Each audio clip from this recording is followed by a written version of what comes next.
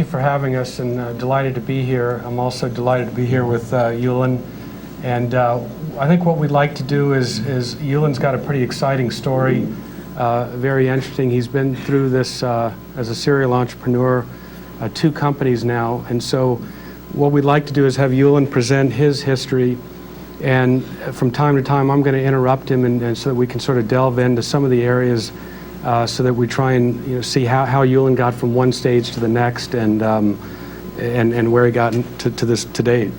So Yulun, I'll turn it over to you. Great, thanks, David. It's a real pleasure to be here tonight because UCSB is really very much part of me. I met my wife at UCSB in the dorms. I did my bachelor's, master's, and PhD here at UCSB. Professor Steve Butner, for those of you who know him in the electrical engineering department, was my advisor. I taught at UCSB for a couple of years, and then now I sit on the electrical engineering and mechanical engineering advisory board, and I donate money to UCSB. So it's a real pleasure and opportunity to be here to share with all of you kind of at least, an example of, I guess, what would be called entrepreneurship. And just what I'm planning to do, and David, I think that the intent here, we've never done this, we're going to hopefully interact here, and hopefully out of that interaction will illuminate various points on how paths can go in the whole process of starting and building companies. So as the slide says, I did my PhD. I finished in 1988, and I started my first company called Computer Motion in 1989. The company went public in 1997, and then it merged with a company called Intuitive Surgical in 2003. And today, Intuitive Surgical has about a $4 billion market cap, and Computer Motion ended up with about 1/3 of the combined company. So it turned out to be quite successful. And then I started my second company here in town called InTouch Technologies. I started that in 2002, so there was a slight overlap. I was working 2 jobs for a little period of time. And today, InTouch, we have about 55 people. We're about a mile or mile and a half off campus. And I think our entire engineering staff, well, probably not the entire one, close to all of them have at least a degree from UCSB, and there's a lot of them, and actually I think a lot of the rest of the people do as well. And we have interns, and Computer Motion got to be about 200 people locally here. We're about 55 people strong at InTouch, and so as Bill said, we're always looking for good additional candidates in terms of as we build and grow the company.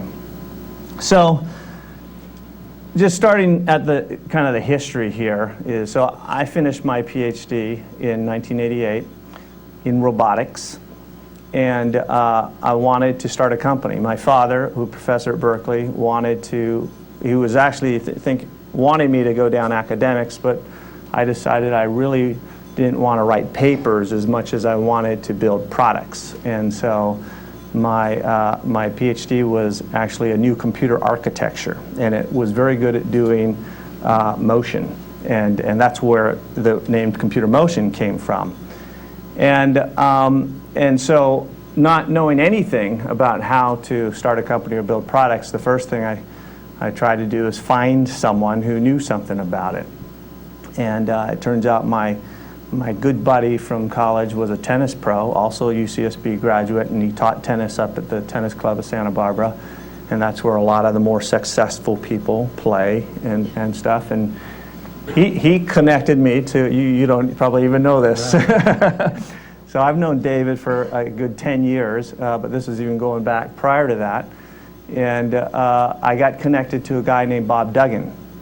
And Bob Duggan, many of you may or may not know, he's a very strong supporter of the school here. I think he just sponsored part of the soccer team here, and he was really my first business mentor. So what happened was I said, hey, I got this idea, I got this new computer design, I think it's really good at doing motion calculations. I think we can make a business out of this. So he put in some money, And this is what you would call angel money, and we actually went trying to peddle it. The first thing I think an entrepreneur has to do, especially one coming from a technology type of bent, is you got to learn how to sell. Because if you can't sell, then it really doesn't matter how good the idea is, because especially if it's the more different it is, the more you have to learn how to sell. And if you can't do that, lots of good ideas die on the vine. In fact, one of the first things Bob taught me, and I hold it very true, and I'm constantly preaching it, and in fact I was talking to one of our employees today about it, is there's never a shortage of money out there. I mean, there are people running around out there who are constantly saying, gosh, I got so much money, I don't know what to do with it. If I only knew where to put it, okay? But there's no good ideas out there. Simultaneously, there is no shortage of good ideas. You got people running around all the time saying, God, I got the best idea in the world. If anybody just gave me some money, I'd make them a mint. It'd be a big, successful thing. And the shortage, which bridges this money with the ideas, is confidence. Because the people with the money have to become confident in the people with the ideas, otherwise the money doesn't bridge. And it's not just confidence in the idea, it's confidence in the people. Because it's very much a rule among investors. They look at people, product, market. Okay, that's how you bring it. You're going after money from someone. They're quickly going through an evaluation. Well, how's the product? What's the market? And how are the people who are doing it? And I think if you ask most people, the vast majority of them will say, if you were to prioritize those three, which is the most important? It's the people. Because almost always the idea, the market, the product shifts and it turns, because you start out with something, it never turns out to be what it really was intended to be, but the market helps you shape it and you end up merging into the people who do that. So anyways, Bob and I teamed up. We started to try to peddle this new computer design, and we went to all the big companies. We went to IBM, we went to Apple, we went to Sun Microsystems, we went to all these Silicon Graphics at the time was a big company, and we got a lot of interest, but we didn't get anywhere. So finally Bob actually said, well, I don't think this is going to do what you want. In fact, we gave people back the remaining money and kind of backed off. Now, the fortunate thing, it's funny how another key point is persistence always pays off, because it was almost at the point where I was going to say, oh, okay, I'm just going to go get a job, when fortunately, simultaneously, I had been applying for grants. And I applied for these, they're called SBIRs. Some of you may have heard of them, Small Business Innovative Research Grants. And any large government agency has to have them. They have to apply 1.5% of their budget to these open competition research grants. And so actually, it was almost the time where I was saying, boy, I think I better just go get a job. I won 2 of them. I won 2 NASA grants. And this allowed us to start working on robotics, and it started funding it. I built a small team, and then we won more. We started doing some consulting work. We did work for Hughes Aircraft. We did work for NASA. We did work for the Army, etc.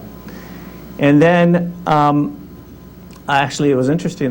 Simultaneously, I was trying to figure out where to build products, and I went ahead and started looking into the medical field. And the reason I did this is because the traditional robotics fields, the aerospace and the automotive industries, this is around 1990, 91, were really on the downswing. And so it was very hard to get any penetration then, but the healthcare costs were really going through the roof. And so what happened then was I went ahead and called Bob up, and I said, Bob, I think I'd like to buy you out, because he actually had some shares in the company, and I had money flowing in from these consultings. And so he came and he met with me. And it's funny, because whenever you want now to buy somebody out, they think, there must be something good here. And sure enough, we started talking. I was telling him what was going on the grant side. I was telling him what I was learning on the medical side. And he says, well, you know, I don't want to be bought out. Why don't you let me put some more money in? Okay. So we had so the question is, what is he putting money in for? And and the idea that we had germinating at the time was a robot to help in minimally invasive surgery. And minimally invasive surgery is this type of surgery. It's quite prevalent today. In the early 90s, it was much newer. And the idea is that instead of cutting a big hole in a patient in order to operate on him, and the big hole is only so that the physician's hands can get in there and access it, why don't you make multiple small holes and then put a camera in one of those small holes and now operate? Many of you, you've probably all heard of either arthroscopic surgery, laparoscopic surgery. These are minimally invasive surgeries. And the problem with the surgery that was happening was that the physician lost control of his eyes. And the physician who now has both hands operating on instruments and is now watching the TV monitor no longer has control of his eyes, and someone else is holding the camera. And so when that camera is moved on him or her in a way that the surgeon doesn't want it to be moved, it becomes very problematic. And so therein lied the first idea of a real product that we had, and that was called ESOP. And that's a picture of it up on the screen. And you can see it's this arm, which is in this lower part. It hangs onto an operating room table, and it actually holds the camera and is moved under voice control by the physician in order to see different areas of the screen. So you'll just stop you for a second. So Yeah. how do you go from getting in that position to this first idea and getting your arms around this sort of an opportunity where, I mean, are you out still talking to customers and understanding what the problems are in the marketplace? I mean, how do you go from, your research grants to then understanding that this could be a business opportunity? That's a great question, David. And I think there's an article which was in the Harvard Business Review about 10 years ago, and it's called Probe and Learn. And the whole concept here is in a lot of market research and studies in conventional areas, they do things like focus groups, and they do these big market surveys and stuff like that. But when you're working in new ideas, kind of innovative, discontinuous changes as they're called, I am a strong believer in this idea called probe and learn, and probing is selling, okay? So from the moment you could conceptualize a product in your mind or articulate it, or even better yet, conceptualize it on a piece of paper so you can put some drawing to it, even better yet, a prototype, try to sell it. And you get out there, and so that's what we did here. What happened is some of my friends from high school had become physicians. I started talking to them. They said this minimally invasive surgery was hot. That led me to a path to a physician here in town, a guy named Dr. Ron Latimer, who's a general surgeon at Cottage.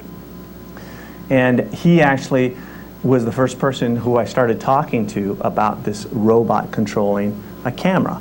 And then I started talking to more people, say, hey, what do you think about that? And we built a little mock-up, and we'd start showing it. And then Bob actually, his initial money went to fund the first prototype of this design. And then it kind of kept going from there.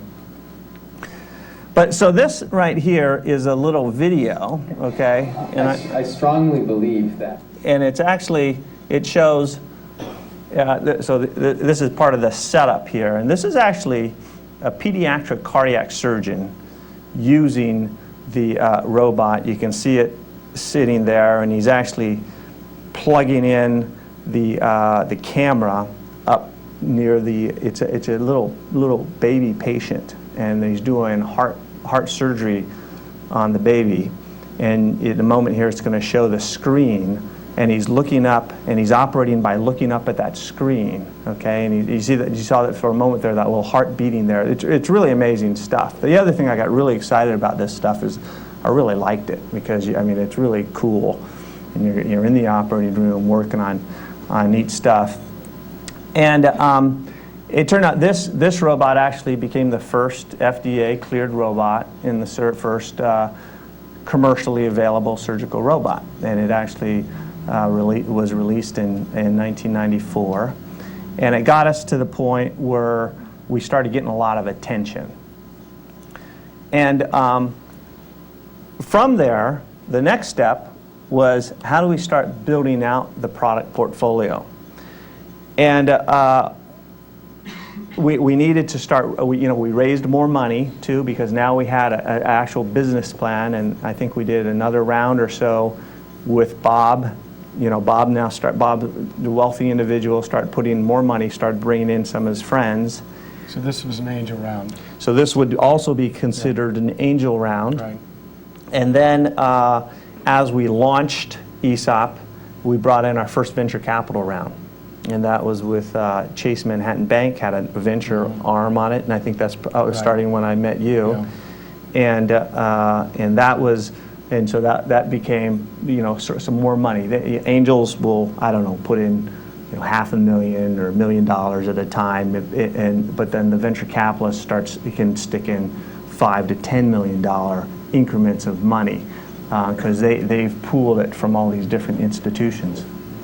So, and just stop you there for a second. Yeah. So when you are fundraising, for example, one key thing that always comes up is, how much funds are we going to need for this company over the next 2 years, and building out what you're trying to build. Right. And earlier on, obviously the money is going to cost a lot more while your business is trying to get traction.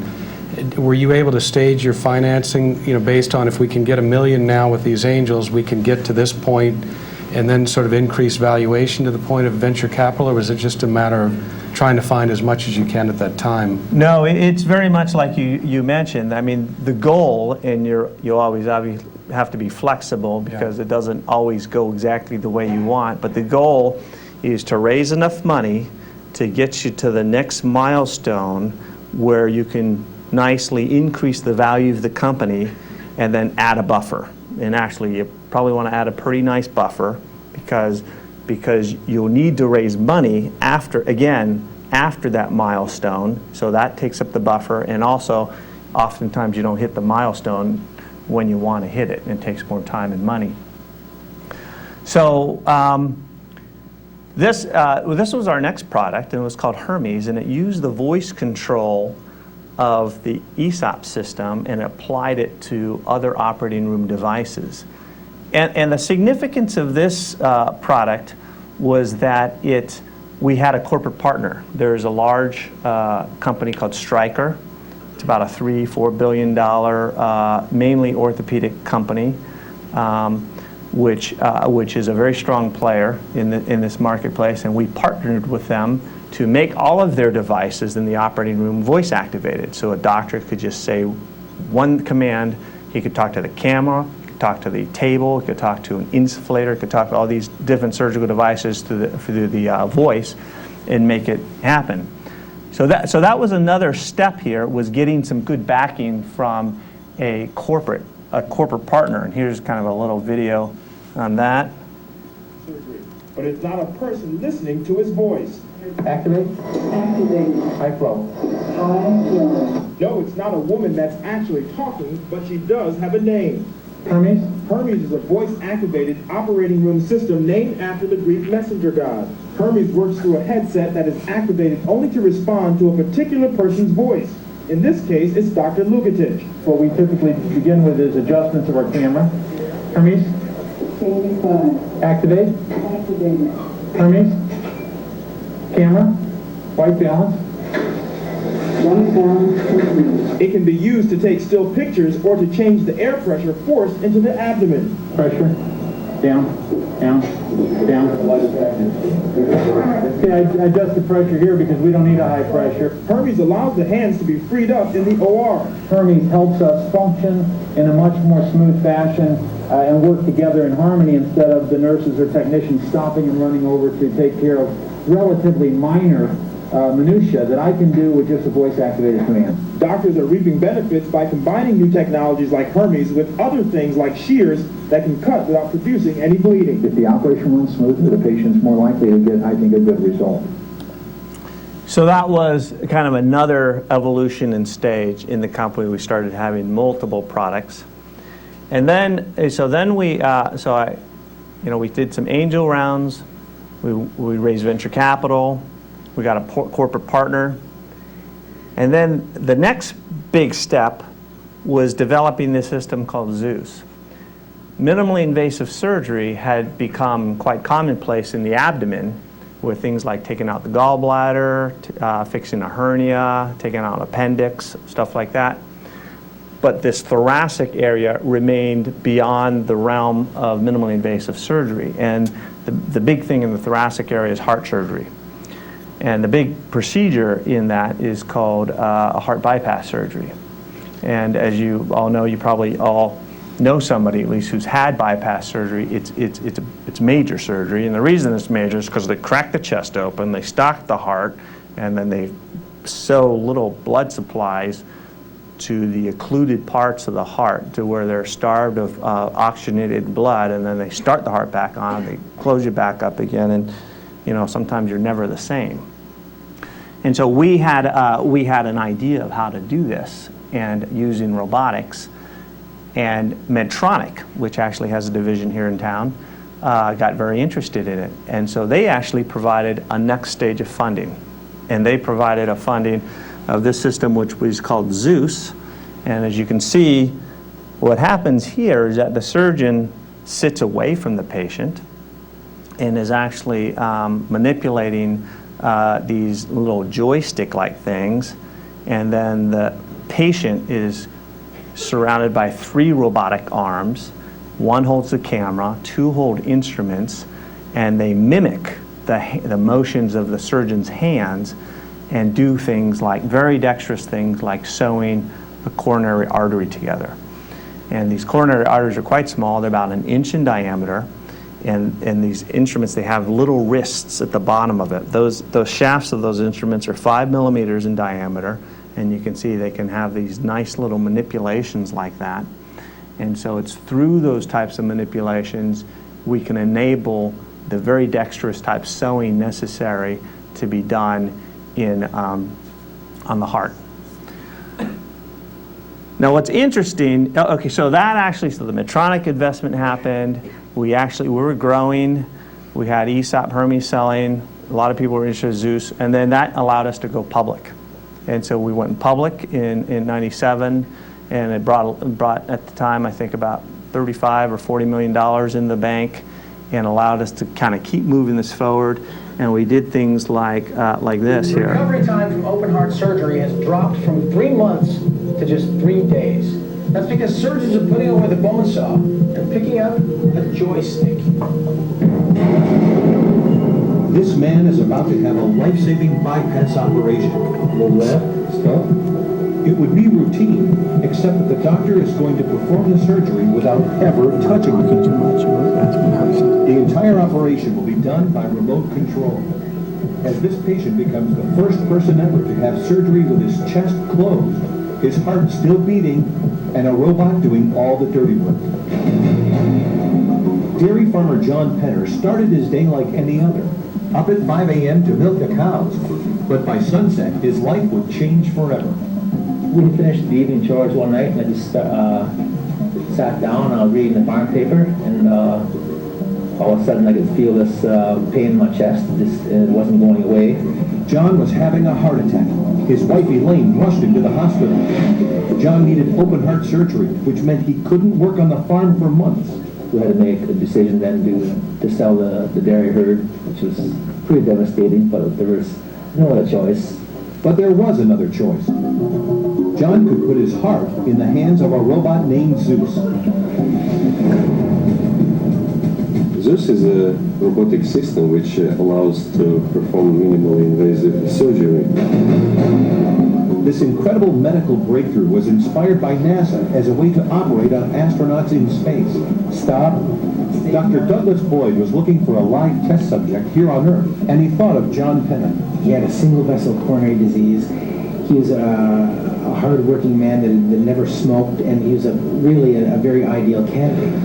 The operating room looks more like the site of a virtual reality game. Dr. Boyd sits at a computer console about 6 feet away from John. He uses a special viewfinder to see exactly what he's doing. In standard open-heart surgery, the chest would now be cut wide open, with surgeons forced to saw through the breastbone or even break ribs to get at the heart.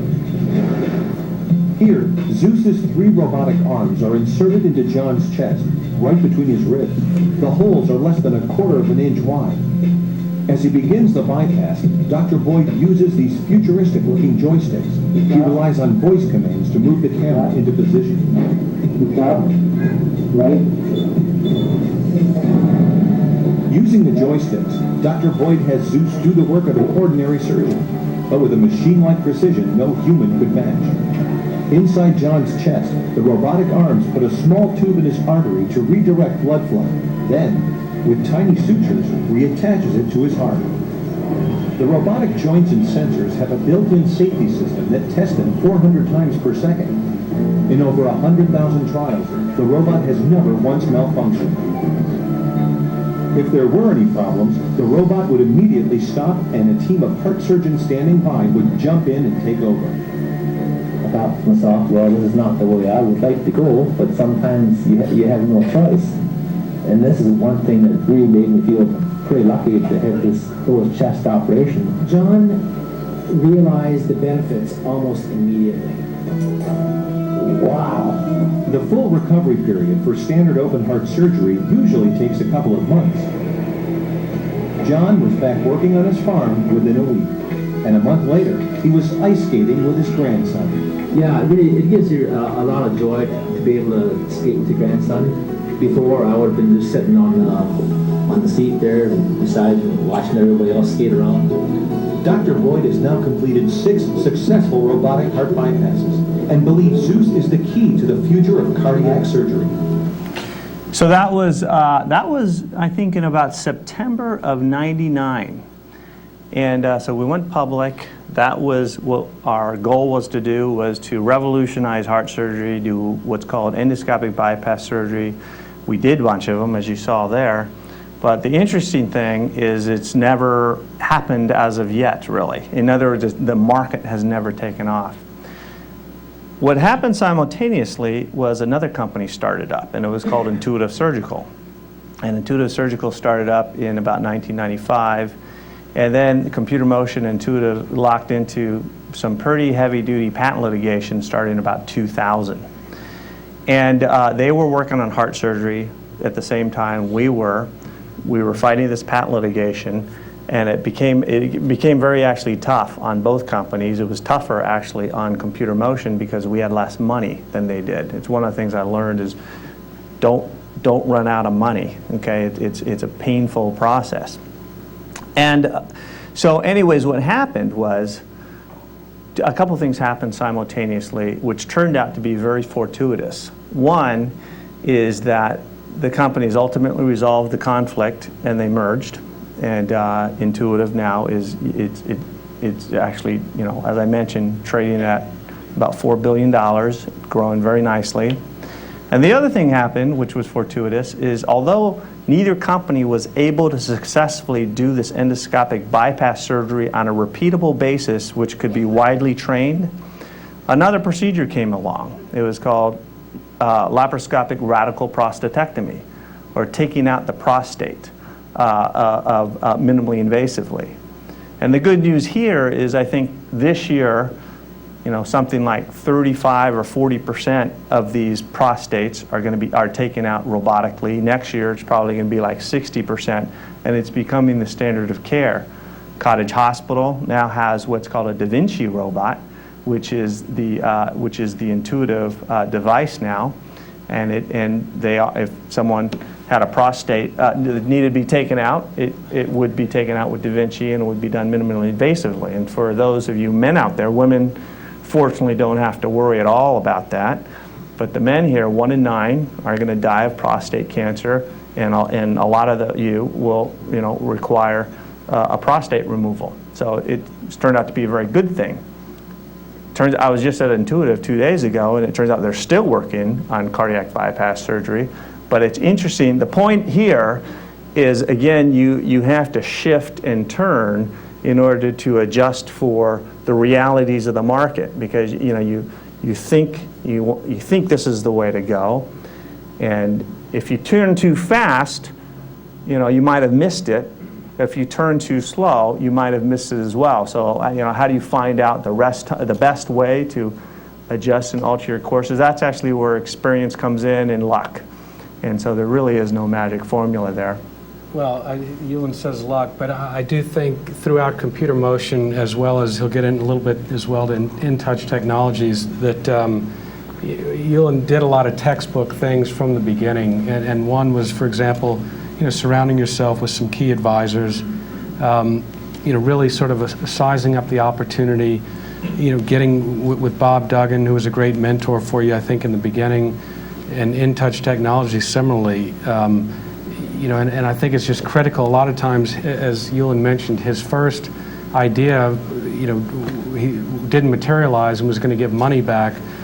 And that's not such a bad thing. If you do that pre-start analysis where you're trying to determine whether or not this concept or idea can become a business, if you spend the time and research to really figure that out, the end result could be a business plan. The end result could also be that this isn't an opportunity, and you save some years of your life, frankly, and some of your family and friends' resources. Right.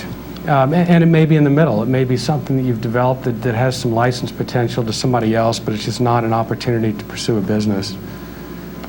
So there's that's well spoken, David. In that computer motion, I had my money in there. I had my mom's money. I had my father's money. I had my mother-in-law's money in there. It had to work out. So now, at this point in time now, it brings us more to the current opportunity, and so computer motion ended up merging with Intuitive. Intuitive's management team kind of carried it forward, and so this is one of those few times in your life that you get to start again from a blank sheet of paper. So now we're at 2002, and I'm thinking what to do, and one of the things that I had learned through the whole computer motion experience was robots can enable the projection of a person's capabilities to a remote location. And the best example that everybody might be aware of is like the space shuttle arm, right? You can control, or some of these rovers, or some of these devices which are way out in space, and they're controlled from the Earth to do particular tasks. And so my two areas of expertise are robotics and healthcare. So it came all the way around to, because I thought about a lot of different areas, but it turns out, it takes a long time to build an expertise in an area, and the only two I know, and I know them pretty well, is I understand robotics and I understand healthcare. Now, I didn't want to do surgical robots again because I just finished a 3-year patent battle, and that was off and running. So what I decided to do was to focus on using robotics and this capability of projecting human perception dexterity to improve healthcare processes. If you're in the healthcare field at all, you quickly learn some of the significant challenges that face us. And they're significant. And they're really brought on by one major thing, and that is that we have this aging population. We have an aging population actually because medical technology has gotten so good. In the last 60 years alone, life expectancy has gone up 15 years, and life expectancy is continuing to creep up about a year for every 4.5 calendar years. And when that happens, you have a lot, the whole demographics of the population is shifting. It turns out older people need more health care than younger people. It turns out older people, by and large, are more retired or work less than the younger people. So you have this, you have to come up with some efficiencies in the system to adjust for these things which are going on. And we're at the beginning edge of this because the baby boomers are entering the retirement ages, and that transition is happening over, say, the next 3 decades. In a couple more decades, there's going to be, in 1960, there was one working person, there was one retired person for every working person. Today, there's like 5 working people for every retired person. In 2 more decades, projections are more like 3 or 3.5 working people to every retired person. So you can understand those kind of trend lines. So specific to healthcare, you know, the bottom line in healthcare is where the rubber meets the road is when the physicians and patients interact. And if you can really improve that process, you can actually do a lot to improve the whole healthcare delivery process. So what we ended up doing is we've developed this new technology which we call remote presence, and it enables physicians to be anywhere at any time. Okay, so how this came about, so how we got this company started was, you know, having been through the whole process once before, it helps you a lot. And certain things you do is, you know, you're very, very cash strapped up front, and so the monetary, the thing you have of value, which is subjective to barter with at that early stage, is you have stock. And so having already had a relationship with David and having learned and trusted his capabilities, we went and we enlisted his firm as our corporate partner. And in fact, David having some confidence in us, his first fees were taken in stock. So we didn't pay David at first, but now he owns some stock in the company, and hopefully it's going to turn out really well. Just for the record, my firm does. Okay. So we actually needed some machining done first. So with the early machining, we used stock. The original people, we put in about $250,000 of ourselves.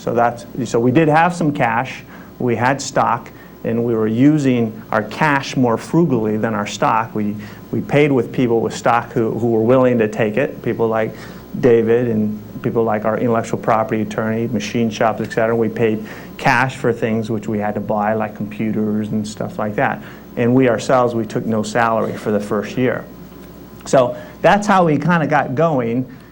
I do think, you know, it's funny because it is a very cost-effective way to sort of to get going, but at the same time, as Yulun will find out, and he already has, that later that does also become a very precious commodity. And so the stock, that is, and you know, dilution, to minimize dilution, the amount the founders like Yulun have in the beginning, you know, is really a big key to the game, because when you do get to your liquidity event, you know, you have to be left with something. And so I think while Yulun did use stock to help you know, get over those first few hurdles and get some, you know, use their own resources, it's also critical to sort of plan out and, you know, with a business plan to figure out over the next 12, 18 months, what are the needs we're going to have? What's our head count likely to be?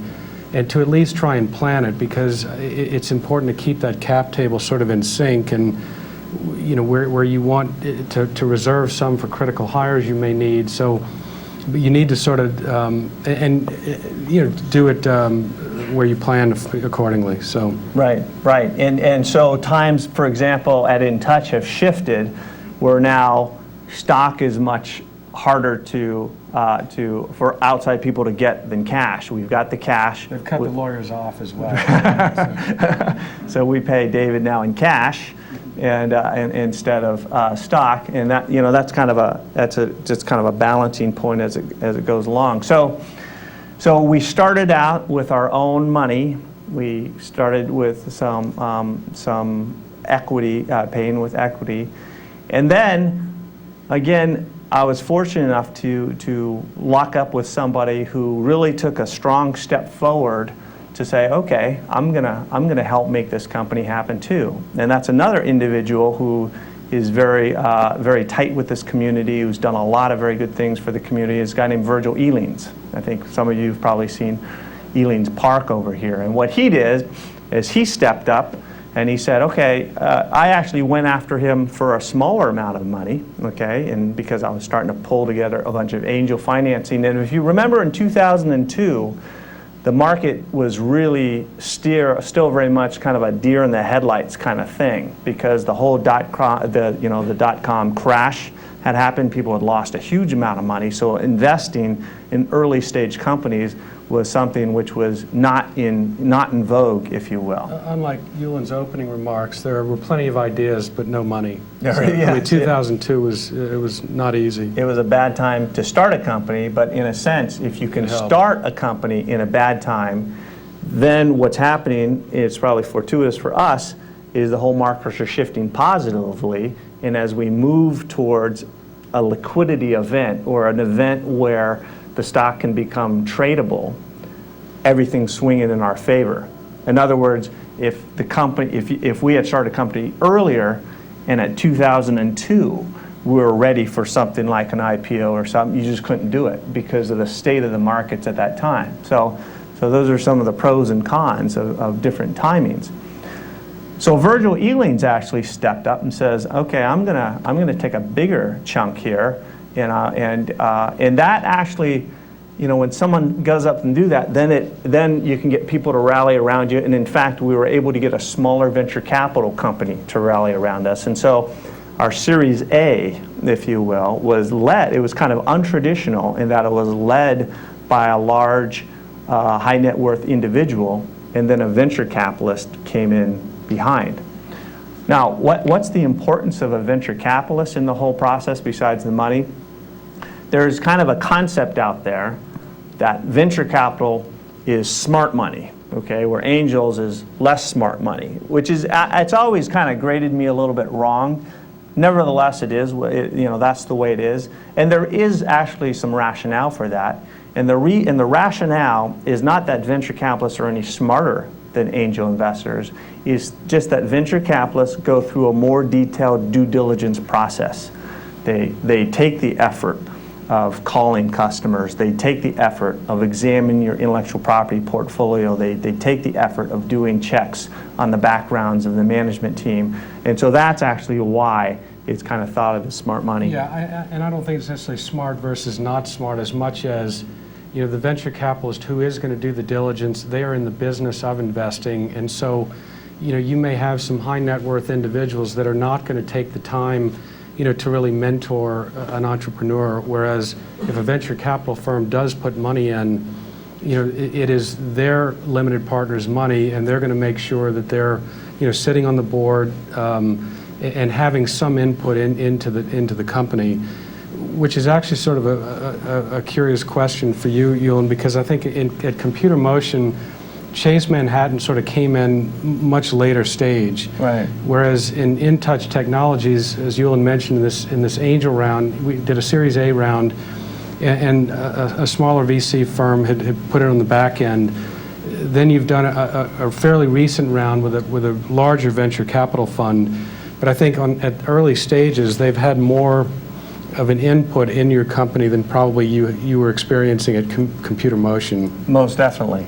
And so I'm just curious how you think that the differences are, number one, and then I'd like to get into a little bit of you know, sort of how you select that venture capital fund, because it's not always just based on the four corners of a term sheet. I think there's a lot more to it than that, and usually you negotiate term sheet, but there's a lot more to it. I think the differences between, say, Computer Motion and InTouch Technologies in terms of the involvement of the venture capitalists, it's, you know, the interactions that we've had with our board in InTouch Technologies have been very good. And I think it's because we've been fortunate enough to have very good board members. I think the problem happens when you get people who want to be very involved, who either just don't agree with you, so that's neither good nor bad in terms of them being right or wrong. They just don't see eye to eye with you. And secondly, if you just get people who just don't know what they're doing, which happens as well. Or the industry. Or the industry, yeah. Right. So at this stage of our company, I'm in a lot of communication with our board of directors, which are the venture capital. We have 3 venture capitalists in the company now. There's 4 of them sitting on our board because one has 2, and I'm communicating with them very, very frequently. So back to here, just to show you what we do at InTouch is actually we actually have a system which we call a remote presence robot, And what I'm going to do right now is I'm going to log into my robot, which is sitting in my office over in Santa Barbara, okay? And so what you see here is our office, okay? So I have right here a little joystick, and I'm going to drive this robot. I'm going to turn that down a little more. And I'm going to go ahead and drive it. I just unplugged myself. Okay. Steve. Hey, Earl. How's it going? Hey, let's go see what we look like. Okay, so I'm going to go over here. And you see us? So this is what we look like. And you can actually see me. I'm on the head there. And I'll show you my profile. I'll turn sideways, and then I'll turn my head. There's Steve. So here's actually what I look like sideways. You can kind of see. I'll zoom in a little more. So I've got a head, right? I can actually I can move around. So my head moves around, and I can move my base around. So I could be a doctor. I could be anywhere in the world where I'm connected to the public internet, and I can log into my hospital anywhere in the world. I got an email. We have a robot in LA Children's Hospital. I got an email from a physician who uses it. He was at a conference in Bangladesh, and he rounded on his patients when he was in Bangladesh. We've had people. I got an email a little while ago from another physician in Korea. So here's, for example, looking at an eye chart. You can see that. You can actually see how I can actually see the bottom line on the eye chart better than I can see with my own naked eyes as I'm aging. I can actually project that image to the face of the robot too if I want to communicate outwards to someone on that side. So for example, I'm going to go ahead and we'll go back over to the head, and you can see how you can see now I have the picture on the face, and I can actually circle. I can say, well, I want you to read this line, okay? And so I can actually communicate to that side. I can communicate information I want them to see and share. So I can look at things like light boards. This is here's actually an X-ray where the patient did a barium swallow, and I can actually zoom in actually quite tight in different areas of the X-ray if I want to. I can do things like I can look at over here is, for example, an electrocardiogram, and I can zoom in. A lot of electrocardiograms where they're seeing kind of the heart rate. I can actually look at that.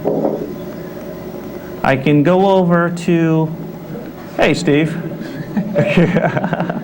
I'm gonna go over and look at our patient here for a second. So we have a patient. The patient might have some fluids on their side. Okay, that's obviously fake. And then I can zoom in on. It's not. Yeah. So this is I can look at zoom right in the eyeball. So if you've seen probably on ER and House, they always look in the eyeball and see the pupil respond. So I can do that kind of stuff. I can look over here on a monitor. I can kind of see the waveforms that are going on. And then I can do things like interact with real people.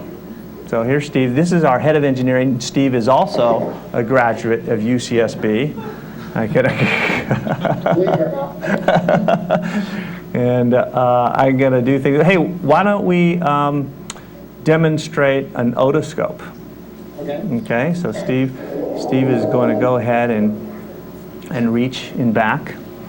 And we have an otoscope here. If you hold that up, I'll kind of show the crowd the audience. So you guys, you've had these things stuck in your ear and looking down your mouth before, right? And the doctor kind of sticks his head right behind, looks at it. But this has got a video camera instead of a doctor's eyes. And so if you go ahead and put that in, Steve, we can actually now look inside his ear. Can you guys see that okay?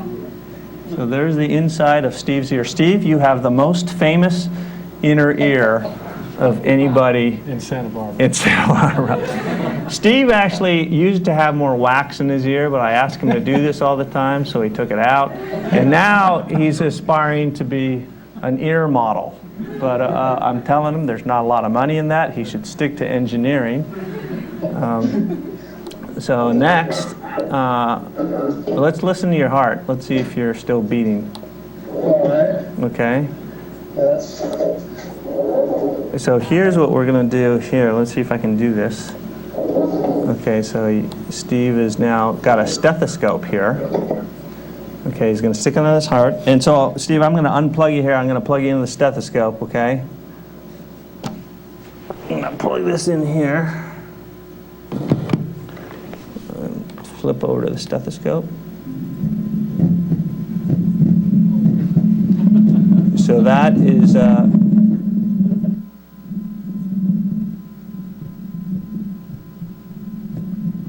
you guys hear his heart.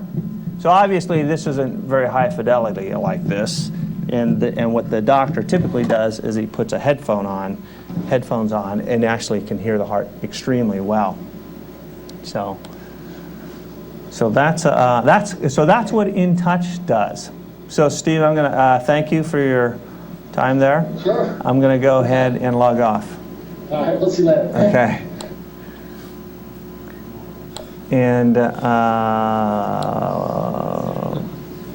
And the whole idea is that if a physician, physicians, I'm working more than one hospital. They obviously go home at times. They obviously, they have clinics and offices, and patients are in different locations that need care, could be any time of the day. So how do you get that physician to that patient when it's needed, as opposed to when it maps into the physician's typical daily schedule of 3 to 5 minutes from 7 to 7:15 or something in the morning? And so that's what this is all about, and by doing that we can do things like improve the safety for the patient, we can improve the throughput of the hospital, we can improve satisfaction of the patient, and we can improve the effectiveness of these physicians who we have a shortage of. So that's kind of what I was going to say about InTouch, I think. I think that, so we're sitting at 6:30 here. And maybe if I could just kind of wind up by saying, so we've done a Series A, then we did a Series B with another. So our first venture capitalist was a smaller venture capital group out of Detroit. Our second one was kind of a medium one out of San Francisco. And then our third one, which was done a little over a year ago, was with one of the, you call them a tier 1 or A-tier venture capital group out of New York. And so the good news is now that if you get the higher level tier venture capitalists to invest in you, it adds further credibility to the company. So now, in fact, I'm talking to David a lot about these days is, okay, next step, what do we do? And my goal is actually to try to not go venture capital, because venture capitalists actually, the good news is they can add a lot of help and they can provide the cash. The bad news is they are more price sensitive than other avenues of money. And so I'm looking into various other avenues of money in terms of how to keep moving the company forward. Well, Yulun had when you were doing your Series C round, had a few term sheets of people that were interested in investing, and I think the terms were sort of not too far off, but I think it's important to look at, as I started to say, several criteria other than just sort of valuation and liquidation preferences and things like that. And the way you really can get some value from the venture capital funds is, if it's in a domain or industry that they're in. Secondly is really what stage of company does the fund typically invest in, and I think that's another key match. That if it's a late stage fund and you're more of an early stage company, they may tend to be more expecting of a business model that's already gelled. at an early stage, as you alluded to earlier, you've got an evolution path that inevitably is going to change. And I think an early stage fund may be more used to those bumps in the road. And you just don't want people on your board who, may panic too quickly. And again, I think most of the sort of tier one funds are going to probably run the gamut to some extent. But I think, again, that compatibility is important. The other thing that Yulun did a little bit backwards, I think, is a lot of times when you're a first-time entrepreneur, that's when maybe sometimes you would prefer a venture capital fund that can add some more mentoring. And the second time around, some people may not want the control or sort of as much input because they've been around the block before. But given the healthcare focus that these venture capitalists have in Yulun's company, it seems to me that they have added quite a bit of value, and that's one of the key things, is to make sure that it is compatible, because you really are picking a partner for the rest of your company's life, frankly. Right. Well, I think that I'm actually ready for questions. If I don't know if you are, David. You want to? I think that's fine. We'll give a round of applause for Dr. Yulun Wang and David LaFitte. And we'll start our question and answer session. Yes. Oh, I think it goes with the mic. Yeah, was the debate ever, with the hospital robot, was there ever a debate on having stationary terminals in each hospital room rather than a robot that travels between rooms? Yes. That's always a question which comes up, is why don't I just put a camera and monitor by every bedside? And I think our answer to that is actually the doctor needs to be in a lot of places other than just by the patient's bedside. For example, what if you want to talk to the patient's family outside of earshot? What if you need to go to the nurse's station in order to access another record or something? What if you want to go find the nurse in order to confer with him or her? So there's a lot of arguments as to why that mobility can be helpful. I think there's a... You're going to have to hold your hand up for the mic. Has there ever been any problems with people saying why can't there be an actual person here? Has there been any problems with people being worried that they're talking to a machine instead of I know that there's someone on the other side, but right. I think so. What's interesting is that one of the first questions always out of the physician or the hospital administrator's mouth is, how will my patients react? And what's very interesting is categorically patients react very, very well. And I think clearly it's partly because it's very novel, and also they get to see the physician they know. But what's interesting is I've gone rounding with the patient before, with the robot before, and I was for example, in the early days I was at Hopkins, which was our first deployment, and I would go in and the robot would leave, and then I'd hear the patient starting to call. In this particular case, this woman started calling all her friends and saying, "Hey, guess what just happened to me?" So it actually brings a level of liveliness into the whole thing, which is actually not even achieved any other way.